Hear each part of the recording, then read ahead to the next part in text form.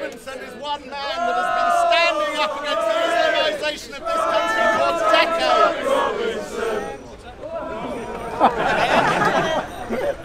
The state, the media has been slandering him as far right as racist for decades. Why? Because he was calling out the sex groomers decades ago. He was branded as a racist. Now, finally, the state is catching up with Tommy Robinson. Finally, the government has instigated an inquiry into the mass sex grooming. Will that inquiry have any balls? No. We have to see.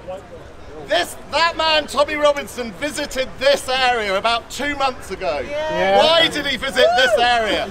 Because the bastards have been trying to Islamise this area. They have been trying to take over and control Speaker's Corner, just like they are doing across the country, with their bullying, with their intimidation, with their threats of violence, with their actual violence. People have been spat upon, kicked, punched, chased out the park.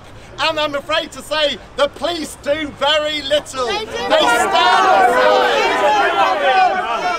When someone dares to challenge Islam and they're surrounded by a baying mob, what do the police do? They ask the person who's surrounded by a baying mob to leave the park. It's happened with Tan twice. It's happened with Joseph Coren once. It happens all the time. The police go for the easiest option. They placate the bullies, the intimidating, violent, threatening bullies, and we must not stand for it.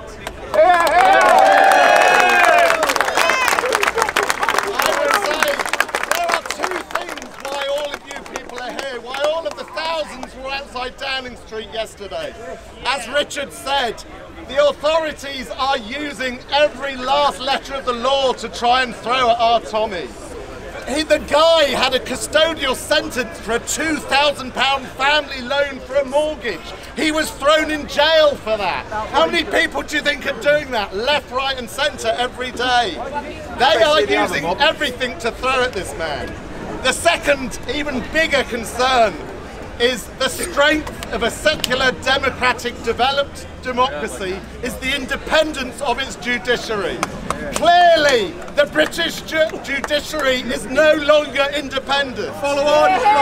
They are taking their orders from the politicians, from those people upon high. It's not the bobbies on the street. It's not the bobbies that put Tommy in the back of the van on Friday. The Home Office. It is the orders upon high who are politicising our judiciary. Are we living in Putin's Russia? No. It bloody well feels like it. We don't want Putin's Russia. Putin is an evil, totalitarian dictator that controls the judiciary, that throws journalists in jail that dare speak out against him.